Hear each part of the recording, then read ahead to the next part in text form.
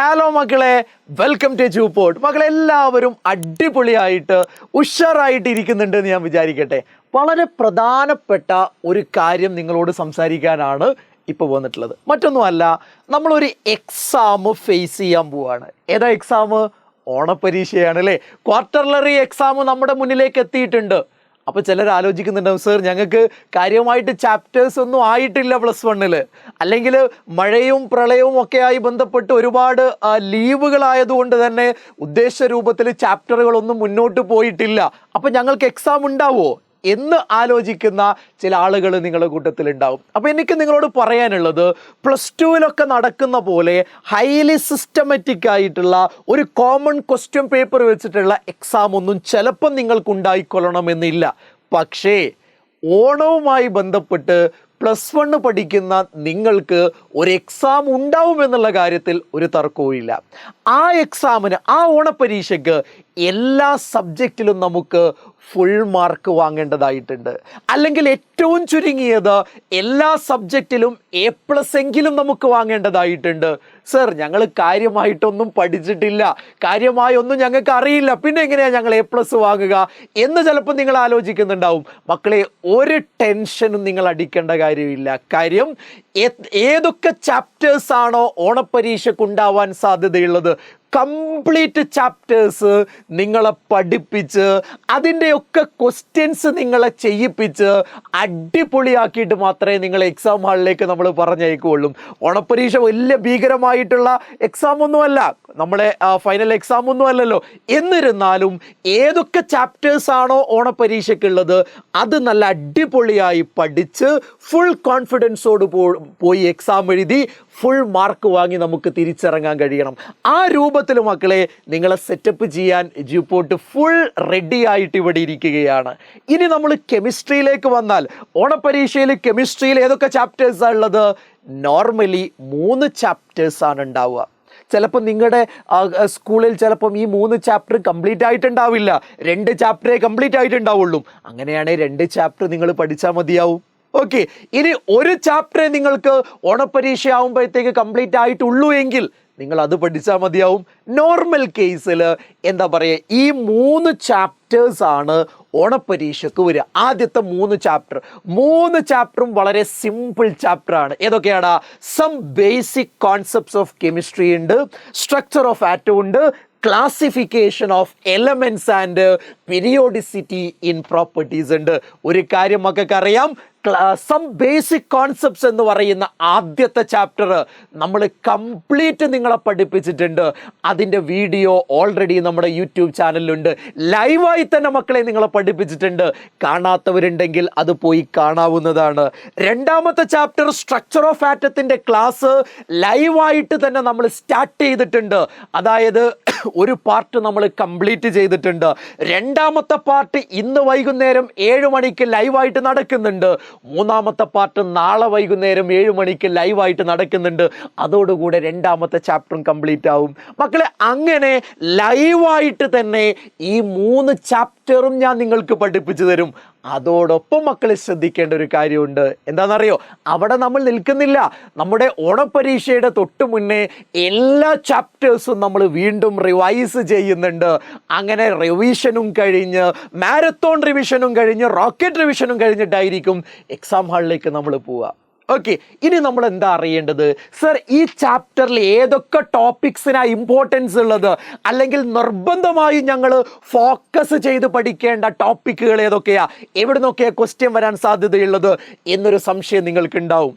നിങ്ങളോട് എനിക്ക് പറയാനുള്ളത്, some basic concepts of chemistry എന്ന് പറയുന്ന ഫസ്റ്റ് ചാപ്റ്ററിൽ നിങ്ങൾ ആദ്യം തന്നെ ഉറപ്പുവരുത്തേണ്ടത്, ഇതല്ലാതെ വേറൊന്നും പഠിക്കേണ്ടെന്നല്ലോ പറഞ്ഞേ, നിർബന്ധമായും നിങ്ങൾ പഠിച്ചു എന്ന് ഉറപ്പുവരുത്തേണ്ടത് മാറ്ററിൻ്റെ ക്ലാസിഫിക്കേഷനാ. മാറ്ററിനെ നമ്മൾ പ്യുർ സബ്സ്റ്റൻസ്, മിക്സ്ചർ എന്ന് പറഞ്ഞ് ക്ലാസിഫൈ ചെയ്യുന്നുണ്ട്.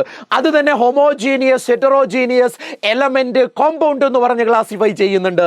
ആ ക്ലാസിഫിക്കേഷൻ നിങ്ങൾ പഠിച്ചു പഠിച്ചു എന്ന് ഉറപ്പുവരുത്തേണ്ട ഒരു ടോപ്പിക്കാണ്. പിന്നെ സിഗ്നിഫിക്കൻറ്റ് ഫിഗേഴ്സ് നമ്മൾ ഫിസിക്സിലും കെമിസ്ട്രിയിലും പഠിക്കുന്ന ഒരു ടോപ്പിക്കാണ്. അവിടെ നിന്ന് 1 മാർക്കിനോ 2 മാർക്കിനോ ക്വസ്റ്റ്യൻസ് വരാറുണ്ട്. പിന്നെ മക്കളെ ലോ ഓഫ് കെമിക്കൽ കോമ്പിനേഷൻ എന്ന് പറയുന്ന 5 ലോ ഉണ്ട് അല്ലേ? ഏതൊക്കെയാ? Law of conservation of mass ഉണ്ട്, ഡെഫിനിറ്റ് പ്രൊപ്പോർഷൻ ഉണ്ട്, മൾട്ടിപ്പിൾ പ്രൊപ്പോർഷൻ ഉണ്ട്, ലോ ഓഫ് ഗ്യാഷ്യസ് വോളിയം ഉണ്ട്, അവോഗാഡ്രോസ് ലോ ഉണ്ട്. 5 ലോയും നിങ്ങൾ പഠിക്കണം. 5 ലോയിലും 3 കാര്യങ്ങളാണ് പഠിക്കേണ്ടത്. എന്തൊക്കെയാ? 1 സയന്റിസ്റ്റിന്റെ പേര്, 2 ലോന്റെ ഡെഫിനിഷൻ, 3 എക്സാമ്പിൾ. 5 നിങ്ങൾ പഠിക്കേണ്ടതാണ്. അതിൽ ഏറ്റവും ഇമ്പോർട്ടൻ്റ് ആയിട്ടുള്ളത് മൾട്ടിപ്പിൾ പ്രൊപ്പോർഷൻ ആണ്, പിന്നെ ഡെഫിനിറ്റ് പ്രൊപ്പോർഷൻ ആണ്, പിന്നെ കൺസർവേഷൻ ഓഫ് മാസ്. ഈ 3 എണ്ണത്തിനാണ് ഏറ്റവും ഇമ്പോർട്ടൻസ് ഉള്ളത്. പക്ഷെ നിങ്ങളെല്ലാം പഠിക്കാൻ ശ്രമിക്കുക. ഇനി മക്കളെ നോക്കൂ, മോൾ കോൺസെപ്റ്റിന്റെ ഭാഗത്തു നിന്ന് ക്വസ്റ്റ്യൻസ് വരാം. നമ്പർ ഓഫ് മോൾസ് കാൽക്കുലേറ്റ് ചെയ്യാൻ, നമ്പർ ഓഫ് മോളിക്യൂൾസ് കാൽക്കുലേറ്റ് ചെയ്യാൻ, നമ്പർ ഓഫ് ആറ്റംസ് കാൽക്കുലേറ്റ് ചെയ്യാനൊക്കെ നമ്മൾ പഠിച്ചിരിക്കേണ്ടതുണ്ട്. പിന്നെ മക്കളെ empirical formula and molecular formula questions വരുന്ന ഏരിയ ആണ്. എന്താണ് എംപിരിക്കൽ ആൻഡ് മോളിക്കുലാർ ഫോർമുല? അത് രണ്ടും തമ്മിലുള്ള റിലേഷൻ എന്താ? നമ്മൾ ടേബിളൊക്കെ വരച്ച് മോളിക്കുലാർ ഫോർമുല കാൽക്കുലേറ്റ് ചെയ്യുന്നത് നിങ്ങളെ പഠിപ്പിച്ചിട്ടുണ്ട്. മക്കൾ അത് നിർബന്ധമായും പഠിച്ചു എന്ന് ഉറപ്പുവരുത്തേണ്ടതുണ്ട്. പിന്നെ സ്റ്റോഷിയോമെട്രിക് കാൽക്കുലേഷന്റെ ഭാഗത്തുനിന്ന് പ്രോബ്ലംസ് വരാൻ സാധ്യതയുണ്ട്. അതിൽ തന്നെ ലിമിറ്റിംഗ് റിയേജന്റ് എന്താണ് എന്ന് ചോദിക്കാം. ലിമിറ്റിംഗ് റിയേജന്റ് കാണാനും ക്വസ്റ്റ്യൻ വരാൻ സാധ്യതയുണ്ട്. പിന്നെ നോക്കൂ മക്കളെ, മൊളാരിറ്റിയും മൊളാലിറ്റിയും മോൾ ഫ്രാക്ഷനും പോലെയുള്ള കോൺസെൻട്രേഷൻ ടേമുകൾ നമ്മൾ എന്ത് ചെയ്യേണ്ടതാണ്? പഠിച്ചിരിക്കേണ്ടതാണ്. ഇത്രയും നിങ്ങൾ അടിപൊളിയായി പഠിച്ചാൽ ഫസ്റ്റ് ചാപ്റ്റർ എന്ന് ചോദിക്കുന്ന ക്വസ്റ്റ്യൻസ് നിങ്ങൾക്ക് എന്ത് ചെയ്യാൻ പറ്റും? അടിപൊളിയായിട്ട് സോൾവ് ചെയ്യാൻ കഴിയുമെന്നുള്ളതാ. ഇനി നോക്കൂ, സ്ട്രക്ചർ ഓഫ് ആറ്റം. മക്കളെ, സ്ട്രക്ചർ ഓഫ് ആറ്റത്തിന്റെ പ്രത്യേകത, ഈ 3 ചാപ്റ്ററിൽ ഏറ്റവും കൂടുതൽ വെയിറ്റേജ് ഉള്ള ചാപ്റ്റർ ഏതാന്ന് ചോദിച്ചാൽ ഒരു സംശയവും ഇല്ല, അത് സ്ട്രക്ചർ ഓഫ് ആറ്റം ആണ്. പിന്നെയാണ് സം ബേസിക് കോൺസെപ്റ്റ്സ് വരുന്നത്, പിന്നെയാണ് ക്ലാസിഫിക്കേഷൻ വരുന്നത്. ആരും മറക്കണ്ട, ഇവിടെ കുറച്ചധികം കാര്യങ്ങൾ പഠിക്കാനുണ്ട്. കാഥോഡ് റേയുടെയും ആനോഡ് റേയുടെയും ഒരു 2 പ്രോപ്പർട്ടീസ് മക്കൾ ഓർത്തിരിക്കേണ്ടതുണ്ട്. പിന്നെയോ റുദർഫോർഡിന്റെ ഗോൾഡ് ഫോയിൽ എക്സ്പെരിമെന്റിന് 3 ഒബ്സർവേഷൻ ഉണ്ട്, 3 കൺക്ലൂഷൻ ഉണ്ട്. അത് മക്കൾ പഠിച്ചിരിക്കേണ്ടതുണ്ട്. റുദർഫോർഡിന്റെ ന്യൂക്ലിയർ മോഡൽ ഓഫ് ആറ്റത്തിന്റെ പോസ്റ്റുലേറ്റ്സ് അറിയണം, അതിന്റെ ഡീമെറിറ്റ് അറിയണം. അത് നിങ്ങൾ പഠിച്ചിരിക്കേണ്ട കാര്യമാണ്. പിന്നെ നോക്കൂ, ഫോട്ടോ ഇലക്ട്രിക് എഫക്റ്റ് പഠിക്കണം, അതെന്താണ് എന്നറിയണം, അതിൻ്റെ 2 പ്രോപ്പർട്ടി അറിയണം, കൈനറ്റിക് എനർജി കാണാനുള്ള ഇക്വേഷൻ അറിയണം. ബ്ലാക്ക് ബോഡി റേഡിയേഷൻ എന്താണ് എന്ന് ജസ്റ്റ് ഒന്ന് അറിഞ്ഞിരിക്കുന്നത് നല്ലതാണ്. പിന്നെ മക്കളെ, ഹൈഡ്രജൻ സ്പെക്ട്രോ ഇല്ലേ, Lyman, Balmer, Paschen, Brackett, Pfund series, ആ ടേബിൾ നല്ല നീറ്റായിട്ട് പഠിക്കണം. അതുമായി ബന്ധപ്പെട്ട് റൈഡ്ബർഗ് ഇക്വേഷൻ ഇല്ലേ, wave number is equal to RH × 1/n1² - 1/n2², problem വരാൻ സാധ്യതയുണ്ട്. അത് പഠിച്ചിട്ട് പോവേണ്ടതാണ്.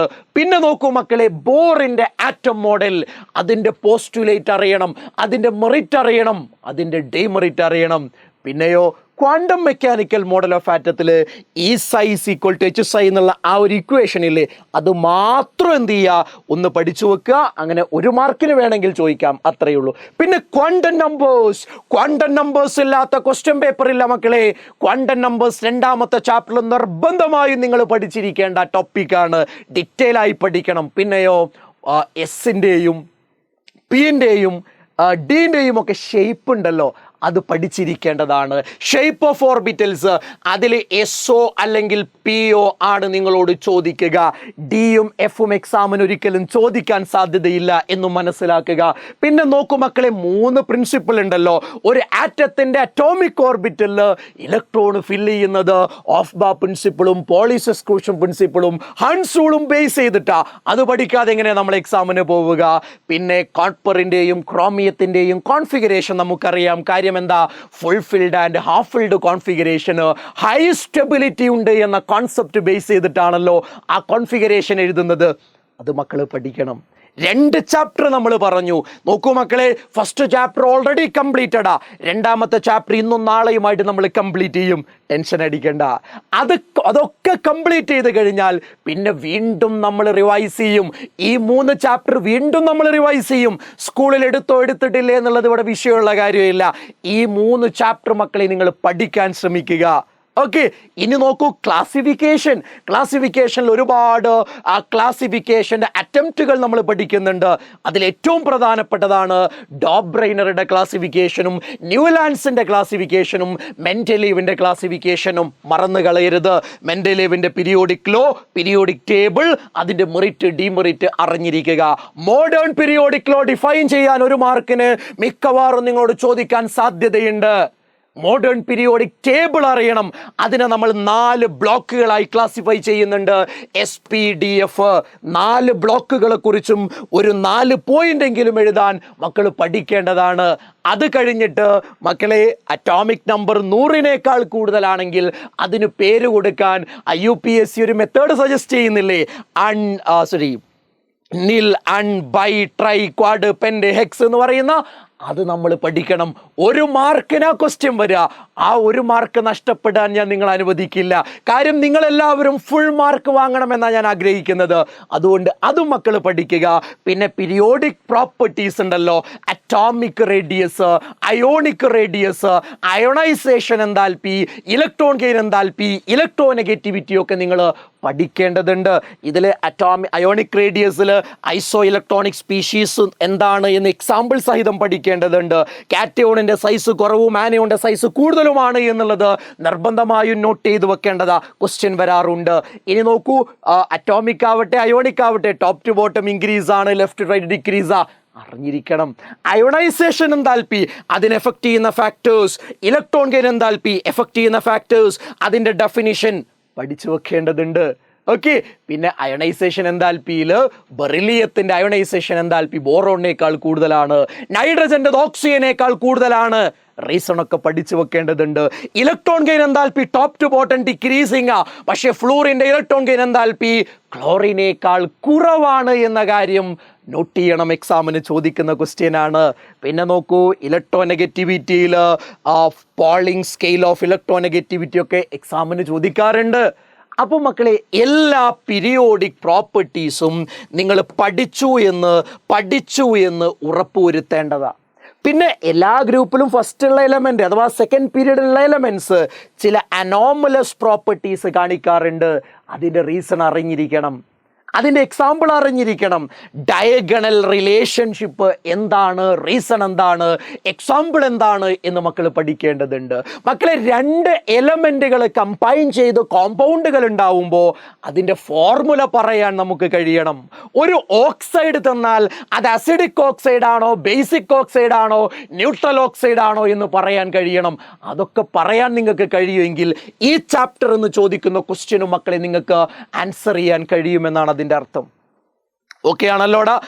ഒരു എന്താ പറയുക, പല സ്കൂളിലും ഡിഫറെൻ്റ് ഏരിയകളിലാണ് എത്തി നിൽക്കുന്നത്.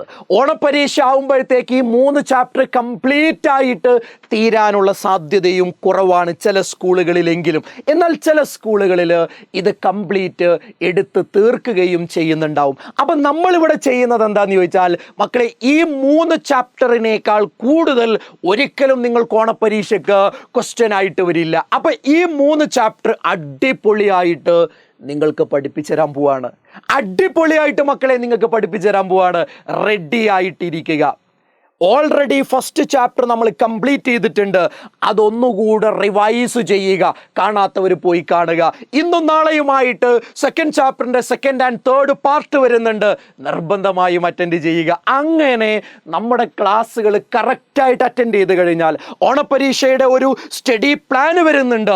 ആ സ്റ്റഡി പ്ലാൻ കൃത്യമായി ഫോളോ ചെയ്ത് കഴിഞ്ഞാൽ ഒരു സംശയവും വേണ്ട മക്കളെ, ഫുൾ മാർക്കോടുകൂടെ ഓണപ്പരീക്ഷയിൽ നമുക്ക് സ്കോർ ചെയ്യാൻ കഴിയും, ഫസ്റ്റ് ആവാൻ കഴിയും. നമ്മുടെ ക്ലാസ്സിൽ ഫസ്റ്റ് നമ്മളാവണം, ഫുൾ മാർക്ക് നമുക്ക് കിട്ടണം എന്നൊരു സ്ട്രോങ് ഡിസിഷൻ മക്കൾ എടുക്കുക. ഇനിയുള്ള കുറച്ച് ദിവസങ്ങൾ ഒന്ന് ഹാർഡ് വർക്ക് ചെയ്യാൻ മക്കൾ തയ്യാറാവുക. പിന്നെ ഒരു ടെൻഷനും വേണ്ട, കൂടെ നമ്മളുണ്ട്. എല്ലാ കാര്യങ്ങളും മക്കളെ പഠിപ്പിച്ച് തന്നിട്ട് എക്സാമിന് നിങ്ങൾ പറഞ്ഞേക്കുള്ളൂ. അപ്പോൾ നമ്മൾ കൂടെ നിൽക്കുക, ഫുൾ മാർക്ക് വാങ്ങുക. All the very best. Thank you very much.